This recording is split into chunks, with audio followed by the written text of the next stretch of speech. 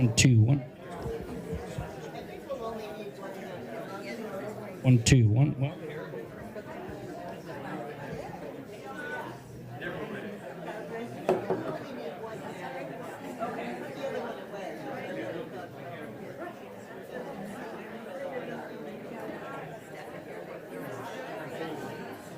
one.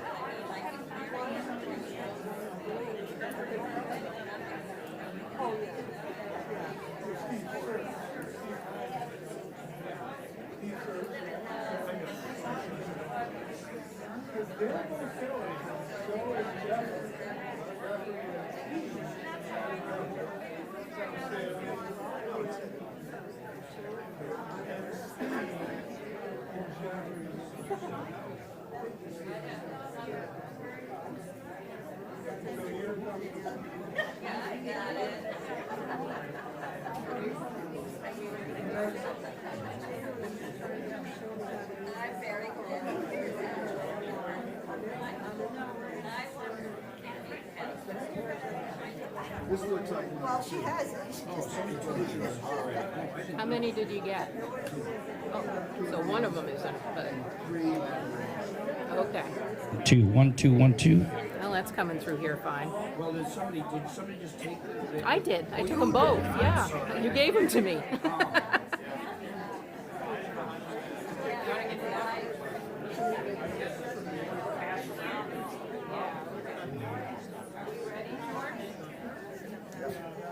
Ready?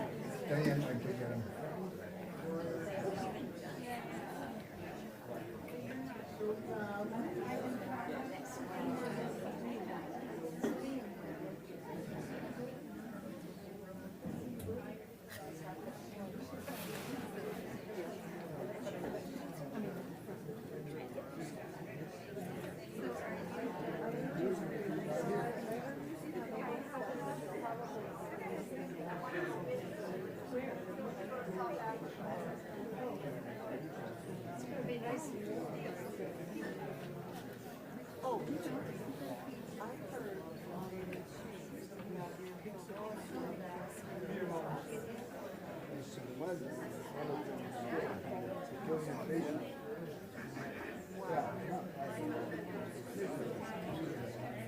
Very gentle.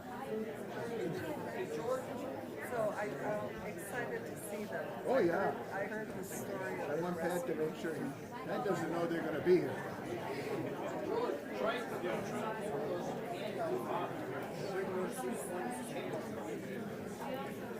Guys,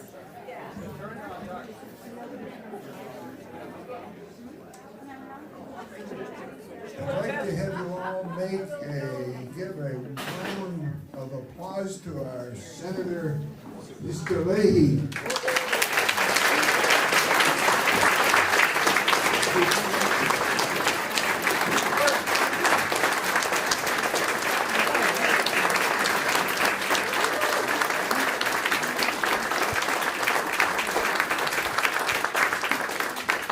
My much younger sister.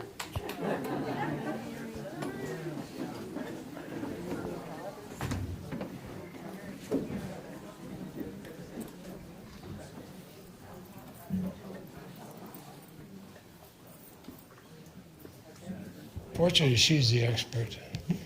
It is on now. Sister, how are you? Well, where did this My turn? name is George Edson, and I am chairman of the Montpelier Historical Society, and I would like to welcome this full house for an afternoon with Senator Patrick Leahy. And I'd also like to welcome those that are watching on live streaming from our friends at Orca. I had an email this morning from an old Liberty Street neighbor, Norma, and Norma should be watching from Colorado, and we hope many others watching from around the country. I'd also like to introduce some other Leahys that are here. Jane Leahy, the senator's sister-in-law. Mary Leahy, the senator's sister. Much younger sister. Much younger sister. And Marcel Leahy's soulmate, spouse, and co-conspirator for 61 years.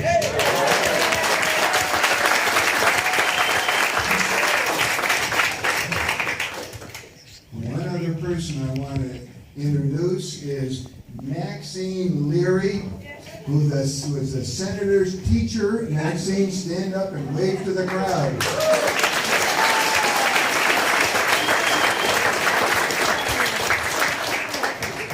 Chemistry and sociology.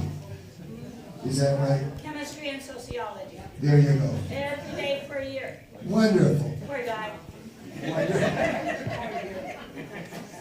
Acting as moderator today is Diane Derby. Diane served for 6 years as press secretary to Senator Jeffords. Can you turn the mic up? Sure. I guess. I can talk louder. Yeah, talk louder. There we go. And 10 years, Diane served for 10 years for Senator Leahy as his local representative out of the Montpelier office. And we all know her now as senior editor at Vermont Digger. So we want to welcome Diane as our moderator.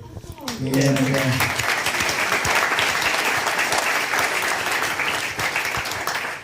with that, I will turn the meeting over to Diane. Well, thank you. And thanks to George Edson and everyone at the Historical Society for pulling this together. It's really great to see such a crowd, and it's really important that the Historical Society just does great work to keep us all reminded of what came before us and inform us on what's to come in the future. So thank you, George. I don't think Senator Leahy needs much introduction. 48 years in the Senate. I think everybody's familiar with his Senate career, undoubtedly, but we've really come here today to talk about what his life was like growing up in Montpelier. And I know he doesn't need many prompts, but I've got a few prompts of my own here for him. Keep the conversation lively. And, again, I'm not here as a journalist today asking tough questions. I'm here just in my sole role as having been fortunate enough to be his staff member for 10 years and just to have a nice, fun conversation. I've promised him it would be fun, so I have to follow through on that. So for those who have read the book, you might be familiar.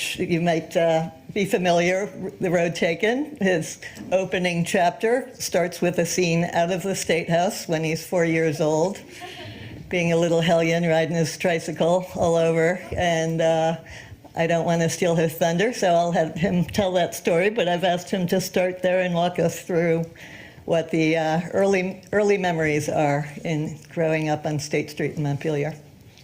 Well, thank you, Diane. And George, thank you.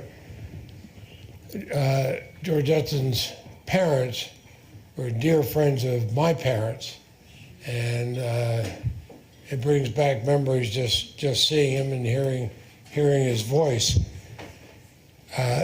Mary and I and our late brother John grew up 136 State Street, and almost diagonally across from the State House. So, you know, back in the days, you didn't even lock your doors. You walked around everywhere. Everybody knew everybody else.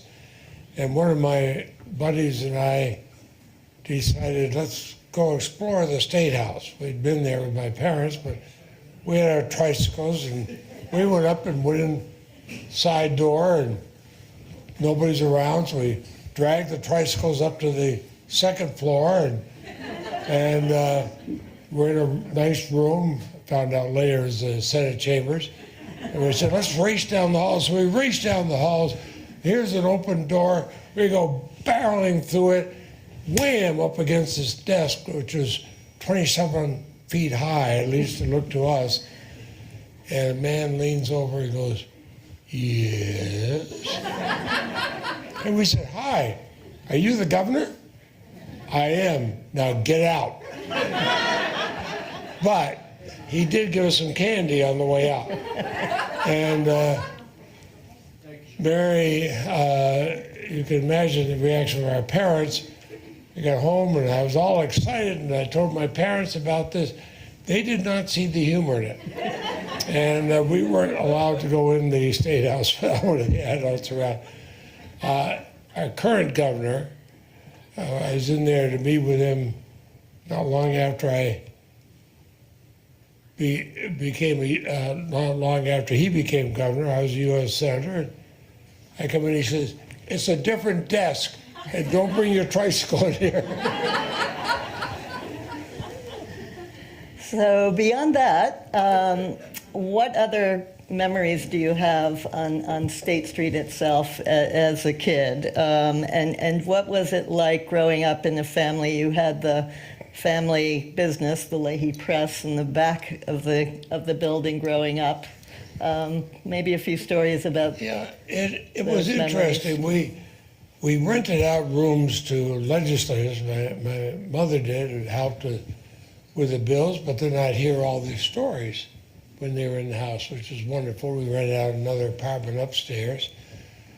But you could walk through the kitchen door into the Leahy Press.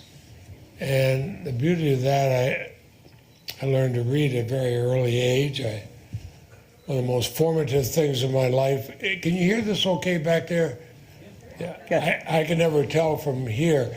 One of the most formative things, I had my first library card at the Kellogg Hubbard before I was 5, and that's because I learned to read so quickly in the Leahy Press. We always had a constant stream. My parents had a constant stream of friends. We'd learn from them and hear all these stories and the history. My dad told the stories of the 27 flood and how he was there with his mother and his sister long before my parents had met, and had moved up to the second floor of 136 State Street because the 27 flood was coming down State Street. The man came up in a rowboat with a huge camera to the second floor. And Dad opened the window, let the guy into the place, tied the rowboat to the cast iron radiator, thank you, and helped him up onto the roof, passed up. The irony is, I have a book with me, and I was glancing through it on the way over here. Marcel was driving, and there is a picture he took from that window. Wow. And you can see the house next door and what was the National Life Building, it's the state office building. Picture taken from up there.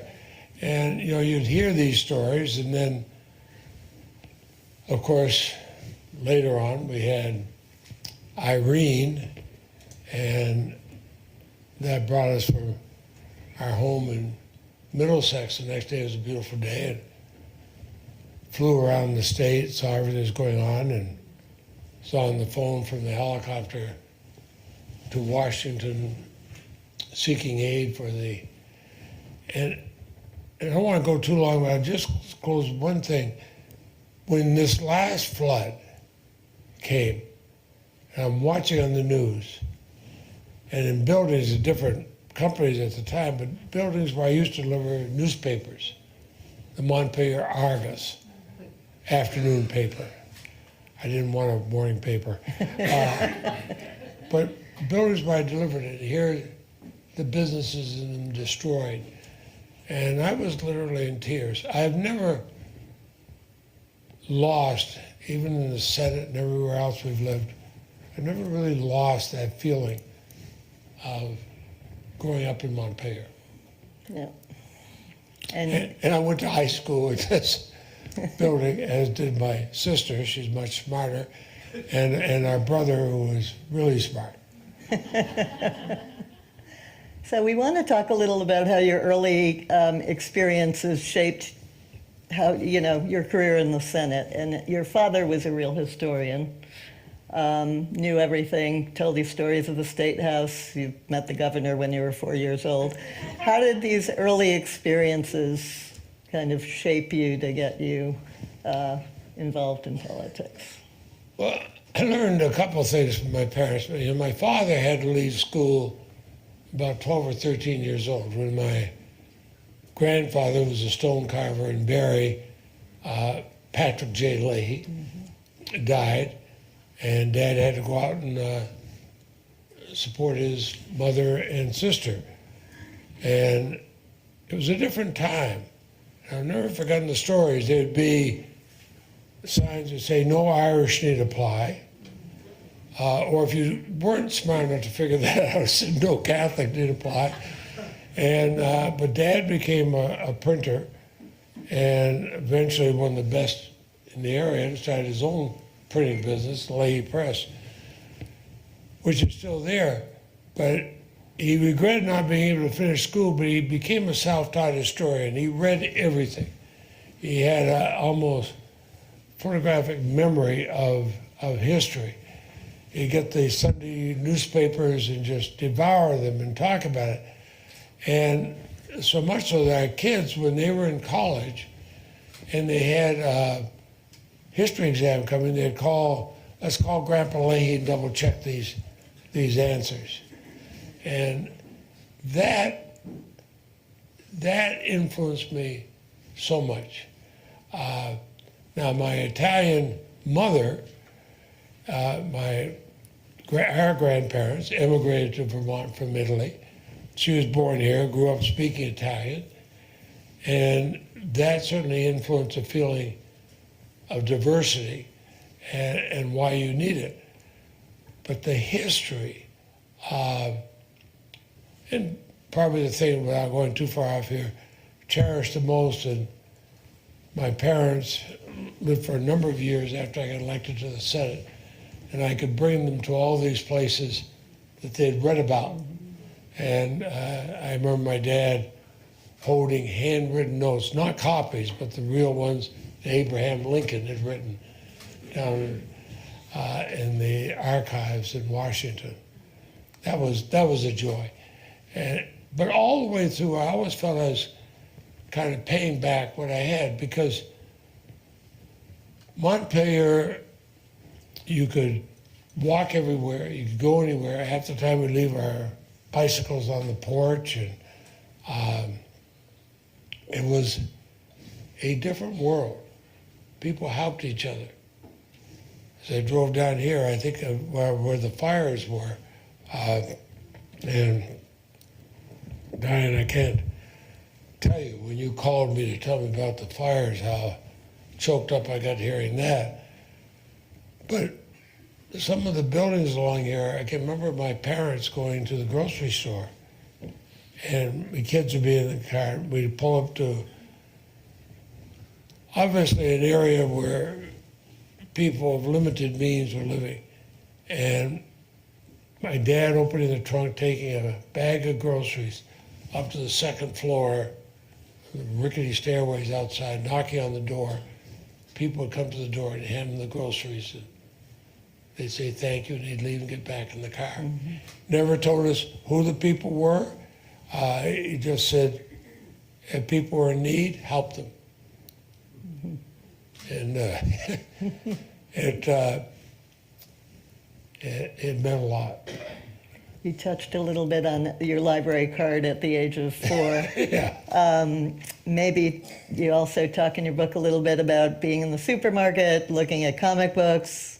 You had only sight in one eye, and so reading became your passion. And maybe tell us a little bit about what did the Kellogg Hubbard Library look like when you were a 4-year-old? I know the Leahy wing wasn't built yet, so we can save that. No, I couldn't do that. I couldn't do that at the age of 4. But no, I was born basically blind in one eye. It's like you had severe macular degeneration in one eye. So sports are a difficult thing because of lack of depth perception. And that actually that brought about the accident I had last year walking upstairs. But reading, I only needed one eye.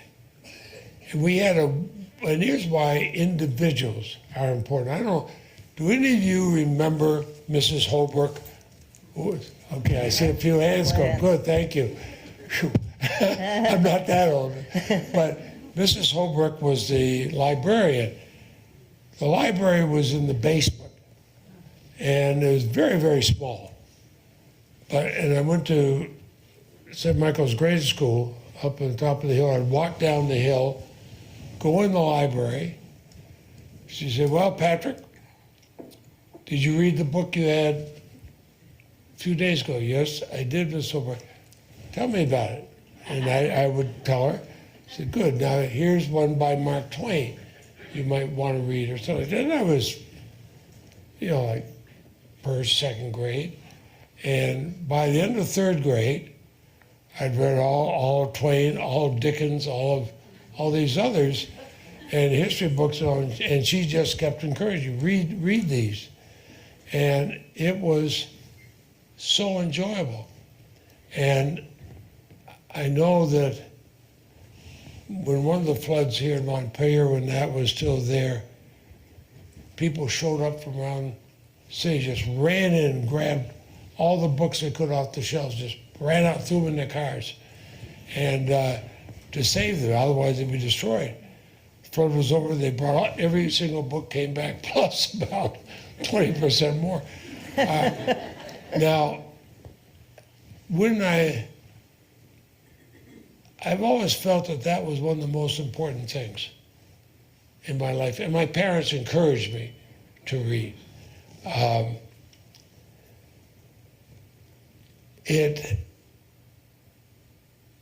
I got in the Senate, and I couldn't forget about that place. So the nice thing about being on Appropriations Committee, you get to determine where money goes.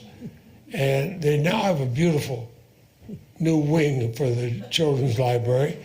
And, well, I commend the architects and everybody else who put wood and stone, mold them together. But you can be somebody who has a reading problem or somebody who's reading several grades ahead of themselves, and they have programs for you. Our grandchildren, when they had come up to the farm during the summer, they would just go down. First thing they'd go down there, load up on books. and we'd bring them back. We've got at least one 6-year-old in the audience who wants to hear a little about your Batman history. Couldn't be a Senator Leahy talk without talking about Batman. So, I did read Batman comics, and 10 cents. Finally went to 12 cents. We would go in. I'd be there, the first one at the store when the new came out. I tended to remember everything I read.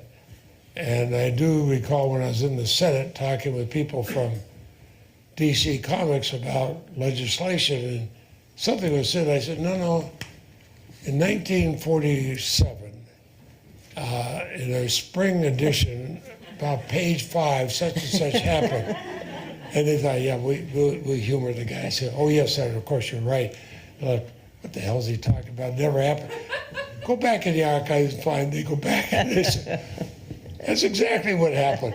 And one thing led to another. I worked with them on a very powerful, it's become a collector's item, Batman comic, because I was trying to ban the export of landmines from the U.S. No country had done that. And when I started off, I could count about 12 votes in the Senate. Among the things we used was this Batman comic book, and several of us worked on it, including debating for 2 days the ending. It's a short story. Somebody worked for Wayne Industry in a combat area, parents killed, little girl was captured. Batman went and saved her. In the last panel, helicopters coming to pick him up, and she said, look at the shiny toy. And he said, no, and then boom, and she's destroyed. And the reason we debated on that, and I went to every single senator across the political spectrum. I said, read that. And they said, okay, just leave us alone, we'll read it. And they said, that's a terrible ending. I said, there are no good endings in landmines. Marcel's a medical surgical nurse. She's been in war zones and in the operating rooms and in the surgery places where they're having to re-amputate and to put prosthetics. So there's nothing happy. It's mostly civilians. And we passed the ban 100-0. The only controversial bill for 10 years. So I like Batman. and the kids seem to like it. I did reading hour. I volunteered reading hour one day, which was easy to come from our home in Middlesex on a Saturday, and jeans and sweatshirt, and somebody hands me a note that Batman enemies had their pictures in the library. I could not figure out the clues. I need help. I grabbed my phone. Are you nearby? Door opens and bursts smoke. In walks Batman. And you can imagine these 4, 5, 6-year-olds. Well, anyway, long story short, he couldn't figure out the clues, but the children did. And on the way out, he said, I want to thank you, children. You're welcome, Mr. Batman. It was fun. So we're going to open it up in a few minutes to questions, but I'm hoping before we do that. I'm getting out of sequence, I know. No, I'm out of sequence. I'm hoping we can back it up a little bit just to get the visuals. What did downtown look like when you were a kid growing up? I talked to Mary a little bit in preparation, and she told me a little bit about the 2 supermarkets in town, the 2 competing downtown supermarkets, and yeah, I worked in one. You worked in one, and I was a meat cutter. Just tell us a little bit about that and the visuals of downtown when you were a kid growing up. That store is no longer there. In fact, there was a fire that destroyed that wing, and then The city center. Ben and Jerry's. Yeah, the city center building. Yeah.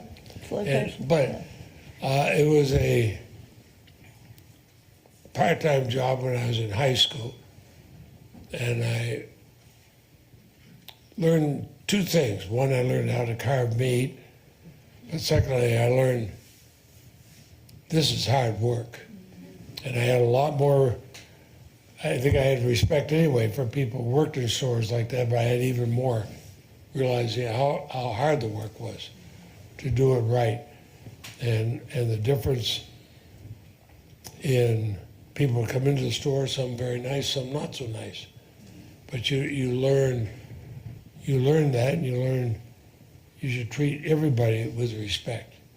And so as part of growing up, most of the stores, we knew the people, we knew the people who ran the stores. I delivered printing there from the Leahy press. Usually on the way to school, drop off this such and such a place. And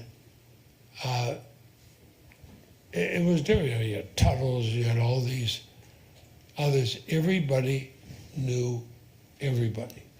Yeah. And I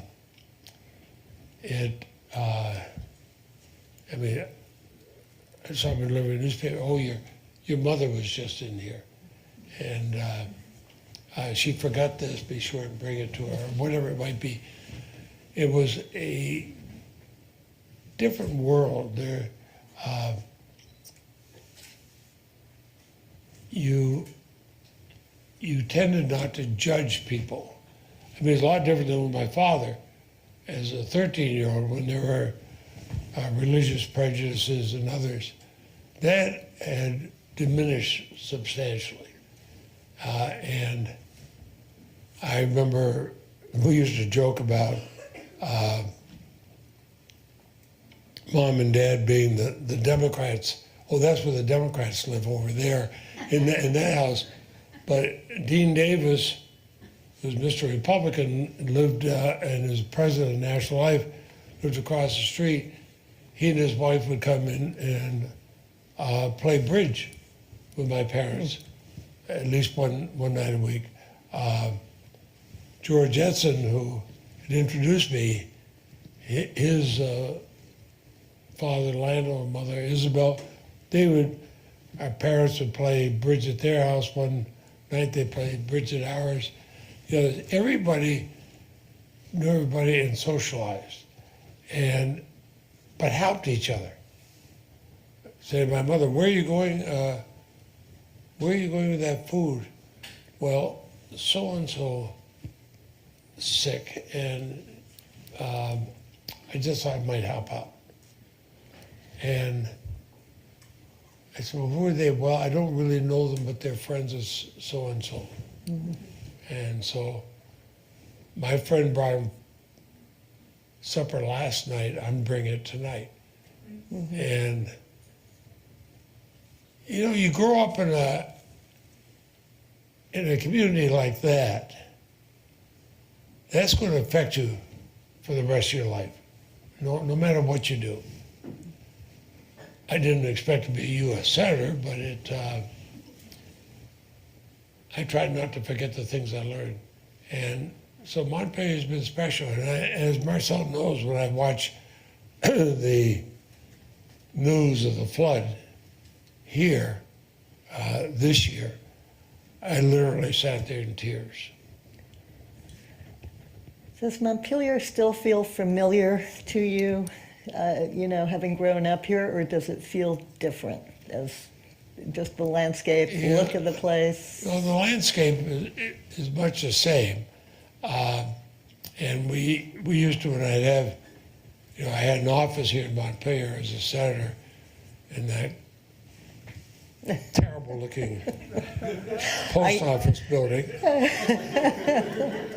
I'm not going to say what I call it, Marcel. I think I've heard about this, yes. Don't.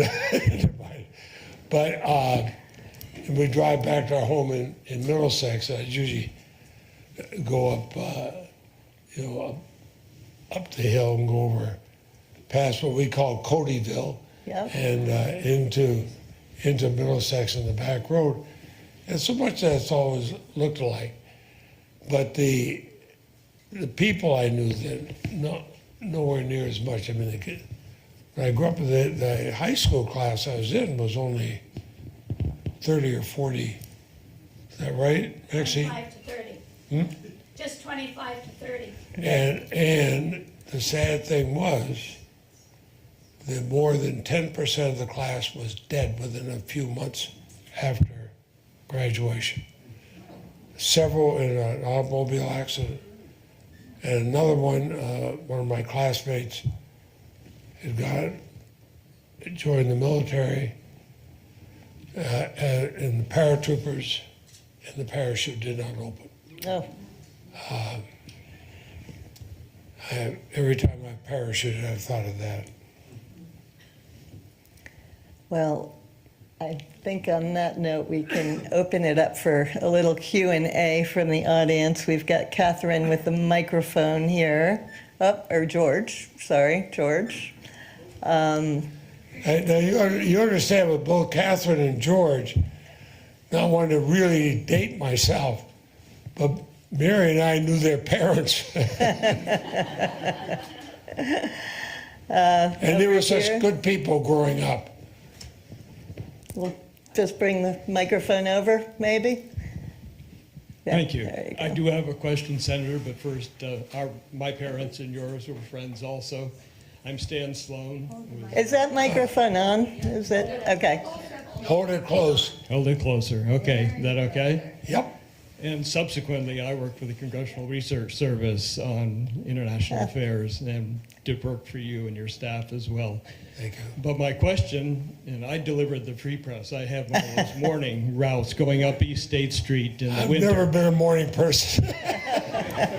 No, I wouldn't do it again, so I would rather have the Argus route, no question about that. But my question is, what values do you think that you came away from growing up in Montpelier that influenced the way that you acted as a U.S. Senator? Because I know that I took away a lot of important values that are still important to me today, and I'm sure you did as well. I'd like to hear exactly how you see that. Well, thank you. It's a good question. I think the values continue at all levels of life. When I was state's attorney in Chittenden County, I was on call 7 days a week, 24 hours a day. You don't see that today. Several nights a week, I'd be out at 2 or 3 o'clock in the morning with the police, and I'd see what happened when people did not treat people the way they should. And I thought back to where, growing up in Montpelier, where people tried to help each other. When I went in the Senate, I realized the worst thing to do is to automatically catalog somebody. People talked about when I was chair and when I was vice chair of the Appropriations Committee, the close relationship I have with Dick Shelby of Alabama. We're poles apart philosophically. About the only thing we have in common is this, we're the two of the biggest people in size in the Senate. But we always kept our word to each other, and we always worked things out, and we always said, well, what's the bottom line going to be to the people who are affected by it? And we were talking about this just the other night, Marcel, when I called Dick just to check on how his wife was doing. So I think these are the things I learned I try to carry with me. And the fact that it came from a small town. People would call us by our first name. They would say, oh, great to see you. But I saw your sister last week, or I saw your cousin, or whatever it might be. And you realize this is real life. Maybe the best way to answer it is I grew up in a real life. Some of the people, and this is why there's been such deterioration in the Senate and especially in the House of Representatives. People grown up in a make-believe, go for that moment's headline life. And that's not America. Did you feel the same way about? Sorry? Did you feel the same way about growing up here? I do. I feel grab the mic, okay? Thanks. Okay. I grew up with a sense of strong community, respect for other people, and as you pointed out, not prejudging people and understanding that there are things going on in their life that may be influencing what they're doing and what they're saying. And it's always important to look at that. And in Washington, I didn't see that always happened. No. I couldn't say it better than you just did. Questions? Huh? Senator, I realize you're probably younger than this, but I wonder if you ever had a chance to ride on the Montpelier to Wells River Railroad. Oh, did I ever? I guess that's a yes. As I said, when I didn't know my paternal grandparents because they had both passed away before my parents even met. But my maternal grandparents immigrated from Italy, and we still have a lot of relatives there. And settled in South Reigate. My grandfather was a stone carver, and he and his brother started the Zambon stone shed. And as kids, we'd sometimes go over to visit our grandparents for a few days. We get on the train right out here, and my folks would put me on the train. The conductor knew who we were and said, "Don't worry, Mr. and Mrs. Leahy, I'll get them off." We'd drive in South Reigate. There was a stop there. My grandfather would be there, and he'd say, "Mr. Zambon, I got your grandchildren here." "Oh, molto grazie." And he'd take us off. I no, and wave goodbye. I mean, what else you do on a train? It was, since then, I've taken the train a lot between New York and Washington, Philadelphia. It's a little bit different, but and we've had grandchildren up here. It had such memories that we have several times taken our grandchildren. We've gotten on the train in Waterbury and ridden down to White River. Got down to White River. Somebody from my office would meet us there. We'd have lunch, go to the Montshire, and drive back to Middlesex. Those kids still talk about it years later doing it. It's a special way to see Vermont.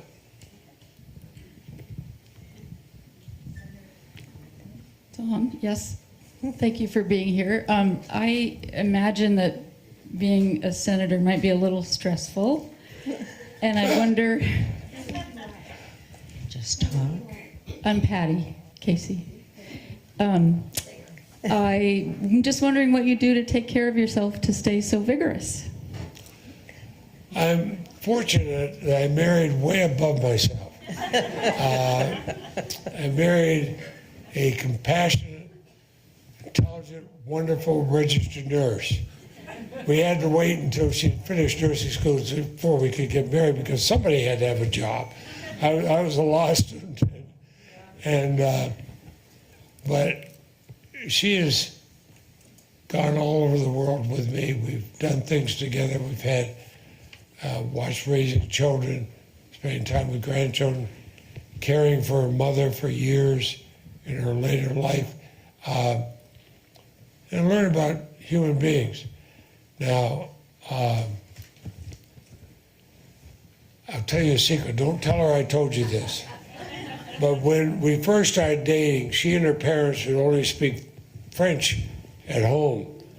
And I had to dramatically improve my French so I could understand what they were saying about me. Is that right? There's nothing wrong with that. But I think that being able to come back home, I was home several times a month. And the nice thing is it's not that long a flight from Washington during the time I was in the Senate. And I'd get to see people in the grocery store, pick up my newspapers, do whatever I was doing. And people would stop and talk. And you realize what you're hearing from people in the store and walking down the street might be a lot different than what you're hearing on pundits on national television from the right or the left. And that helped keep me anchored. I know I've had different senators who have come up here in both parties and stay with us at the farm and go around. And every one of them has said, this is different than my state. And I take that as a compliment because of the way we could be. And even when I was president pro tem, and I'd walk around with this entourage of armed guards because you're third in line to the presidency, there was only one time that I was really glad to have them, and I was here in Vermont. And I was in St. Johnsbury. And this little guy comes up to me, and he said, Pat, do you remember me? I said, I'm sorry, I don't. He said, well, we met before. And I said, well, when?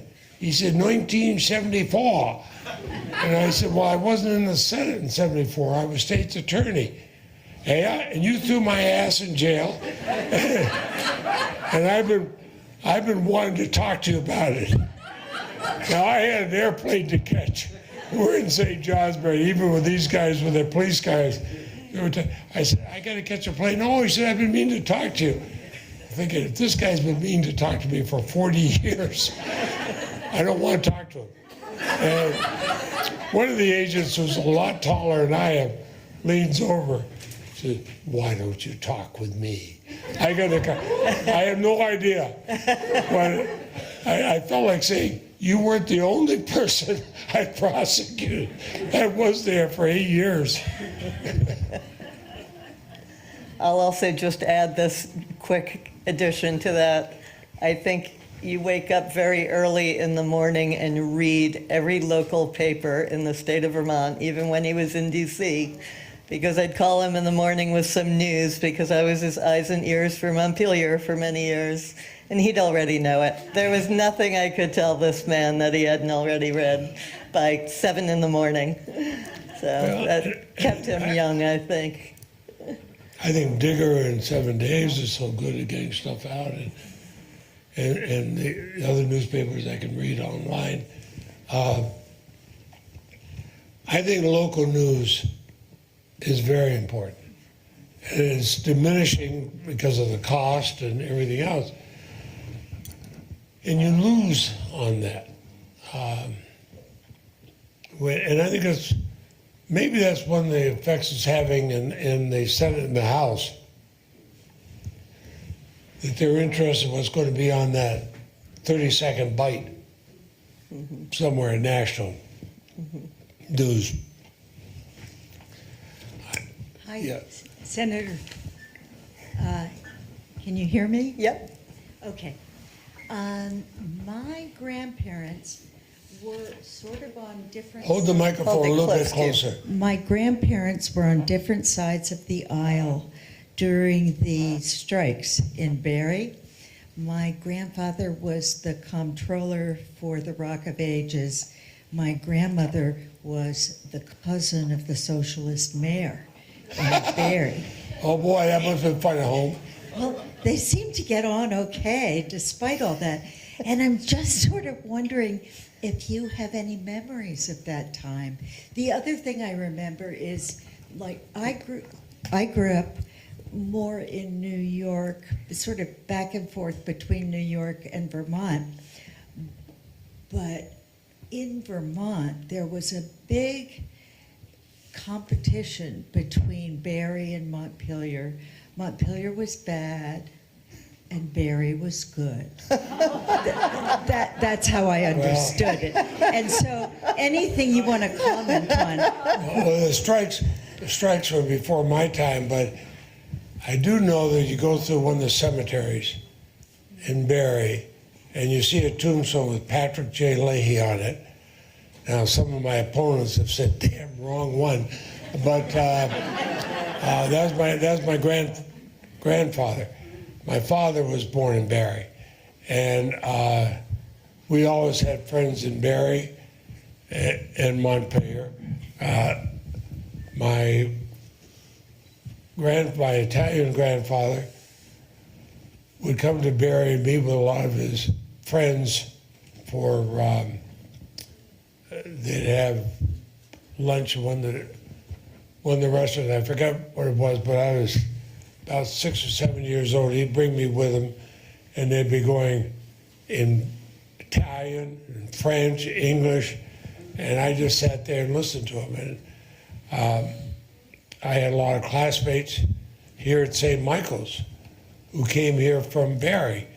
So I never felt the animosity between Barry and Montpelier. And I could never understand it when I had been told about it. Well, Thank you. thanks, Hello, Senator. My name is Liz Dodd, and I moved here from Washington, D.C. about 42 years ago. And my husband was Tom Dodd, and we've spoken about this before, and Tom was with WDEV, and he was a reporter for WDEV for many years. But I wonder now, given everything that this wonderful community has been through in the last year particularly, in the last few months, what advice you have that you, in the wonderful career that you have and the wonderful giving person you are, any advice that you have about how we might best get through what we have to deal with in coming through where we're at now? Any suggestions? Of course, WDV we knew well because Leahy Press did the printing for WDV. And Lloyd Squire, as a little kid, I knew Lloyd Squire and his wife would come into their house in Waterbury. She'd be making cookies or donuts, and as kids we thought, boy, that's really, that radio station is important. We're getting hot cookies here. But we sometimes forget how small our state is. And there's some trends that bother me. Our graduation rate from high school is diminishing. Too many of our young people are leaving the state, and we are, the average age is going up. I worry about those who say, well, do we want to bring this business or not? We want to bring businesses that require an educated workforce and then make sure we have the education and we push for it. We've seen this in some of the places like in Essex Junction. I know some people are worried that they might want too much parking for this electric airplane, electric helicopter they're making in Burlington. I look at what they're paying the people who have to have all kinds of education getting there, and I'm thinking, build a parking lot if you want. You need these people. They're the ones going to buy homes. They're the ones who are going to raise their children. We have got to have more emphasis on the education of our younger people. But then we've got to have the jobs that appeal to them. There will always be minimum wage jobs, I understand that. But we've got to have something we can hold out to them and say, you graduate from high school. You learn this.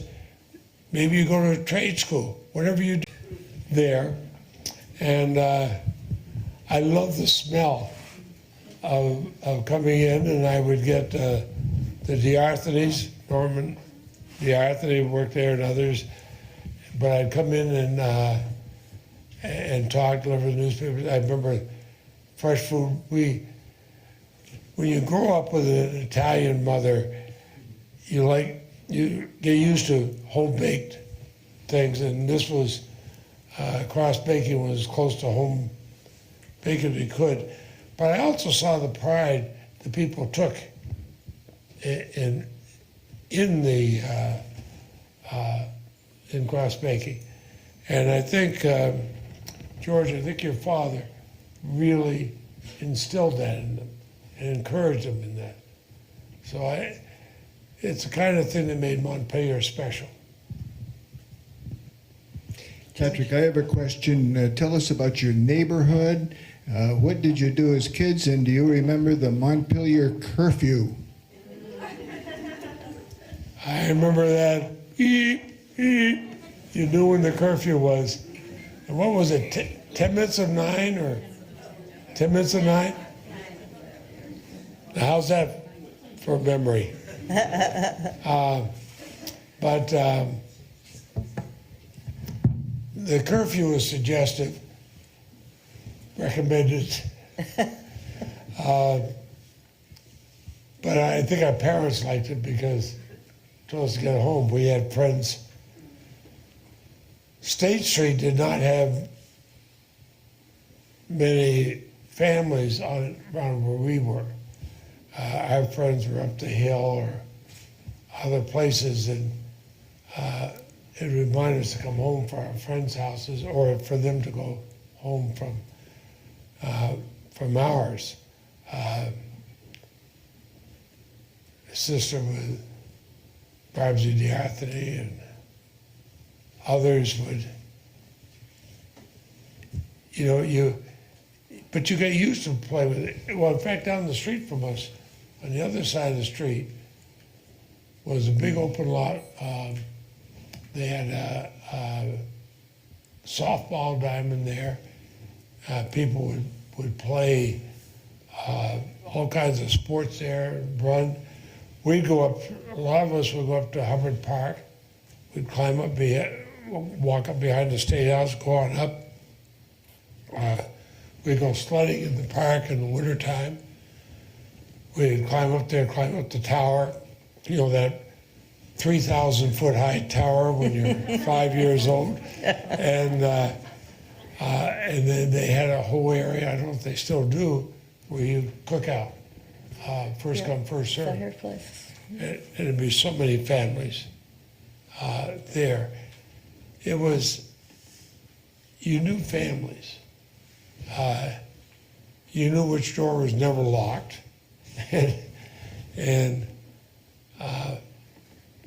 But you also knew you had to behave yourself, mostly.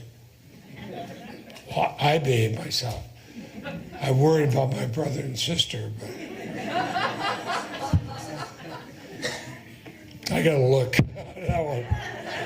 My sister was listening. Yes, sir. Senator, it's good to see you again, especially in this capacity.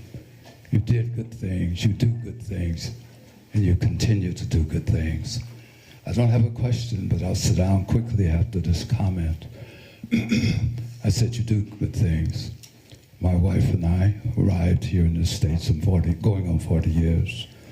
And what you represent is one of the reasons that we're still here.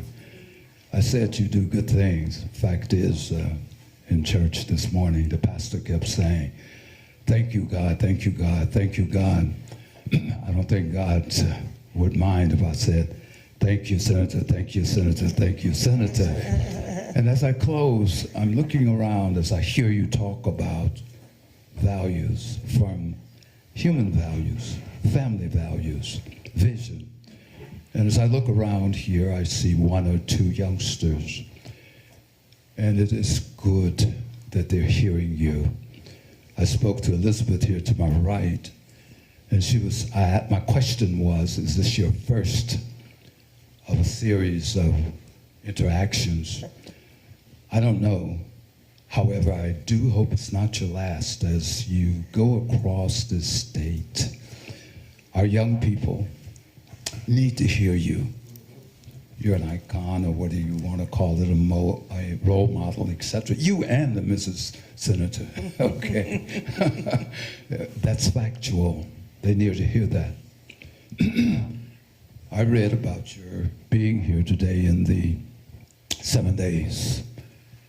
And I said, I'm going to be wearing a suit tomorrow because I'm going to church. And afterwards, I'm going to keep on that suit because I'm going to hear a person who continues to make a difference in our society, in our human family.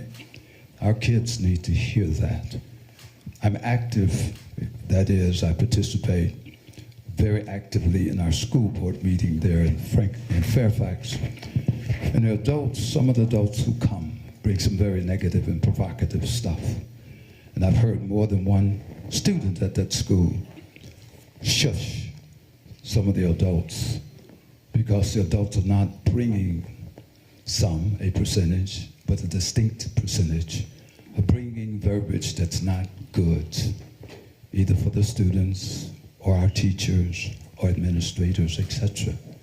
Again, I say, the body, us as a state, to say nothing about the nation and foreign stuff, needs people like you to be. You're doing good things. You'll do more. There's a scripture that says in gospel that we are expected to do more and greater things. Your presence encourages people to do that.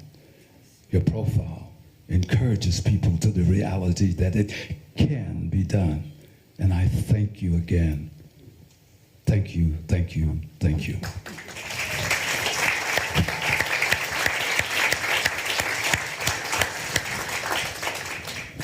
Sir, that means so much to me, because you can only do your best on things, and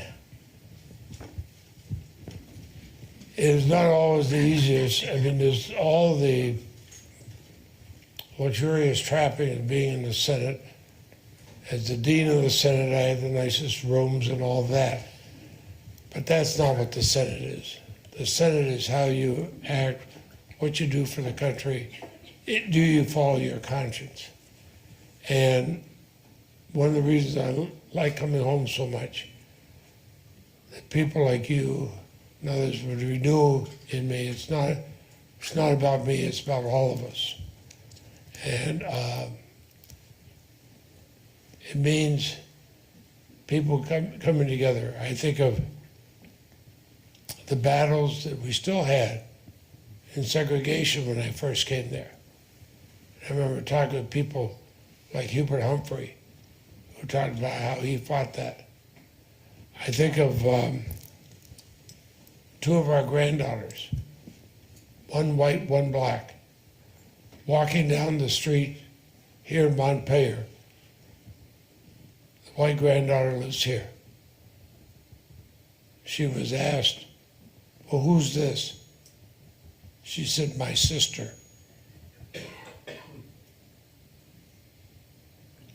And I don't think I could have done 48 years or done the things I'm most proud of if I couldn't come back to Vermont. And my son and I talked about this when a few years ago we basically make up our mind not to run again, even though I knew I could be reelected, that we wanted to come back here. We were both born in Vermont. Our roots are here. We believe in Vermont values. And so we came back. And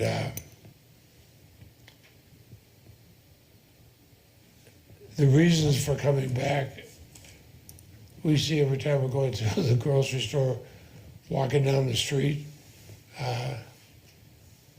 to get a paper or whatever we're doing. We run into people and we hear it at all ages, all income levels, everything. And we just hear the reasons why we come here, including people who agree or disagree with me on issues. We can at least discuss it. And I watch how the House and Senate has degenerated. People forgetting they have an oath to the Constitution. They have an oath to respect all of us. And they're not. They're respecting their own individual advancement or whatever else. And that's wrong. One thing I pray for, that will change. And we made our first trip back to Washington a couple of weeks ago.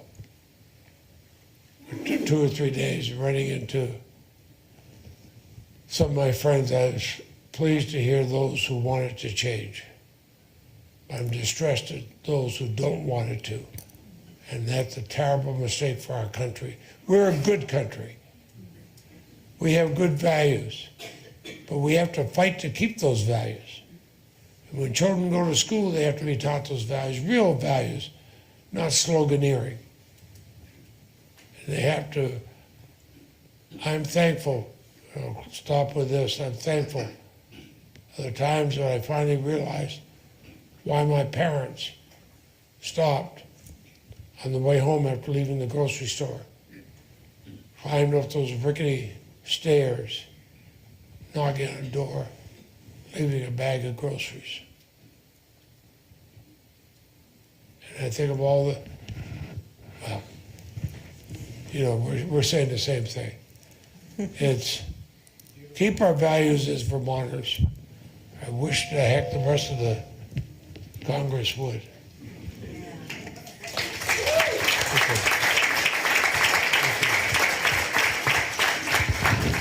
And your teacher's going to get the final word. I had not planned this, believe me. What grade was it, Maxine? I had you twice a day, every school day for a whole year. What grade? Senior. You were a senior. Yeah. Chemistry and sociology. And why you are still here after that chemistry class, I do not know. I decided not to become a chemist. What I knew about chemistry was mighty little, but I was one of the Sisters of Mercy, and you went and taught what you were told to go teach. And you were the first class I had for chemistry. And it's a miracle, and I'm not religious anymore, but it's a miracle you're here.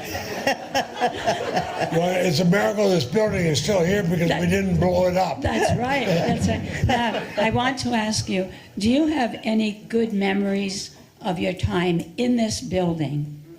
And this, of course, was the gymnasium without that ceiling. Yeah. And do you have any that you'd like to share with us? Just seeing my friends walking in, you know, we'd walk from home, and I'd walk home for lunch, sometimes down the railroad tracks, but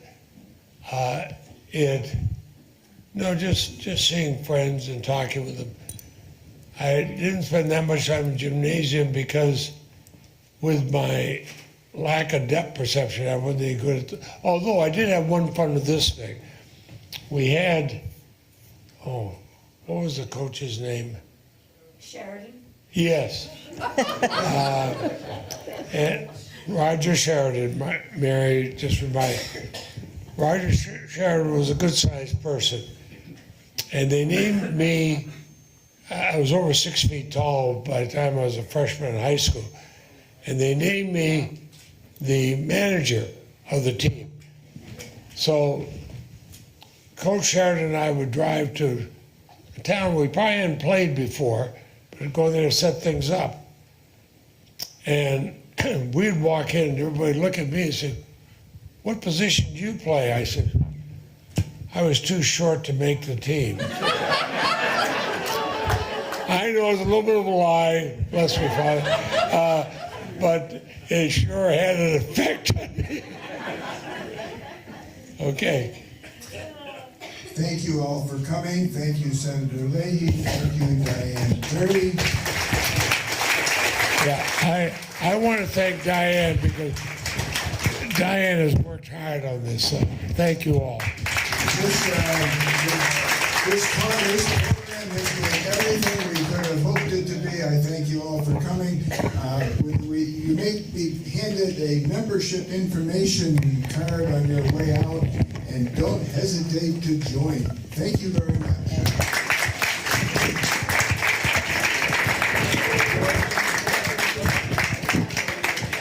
Also, there are refreshments. Refreshments, yes.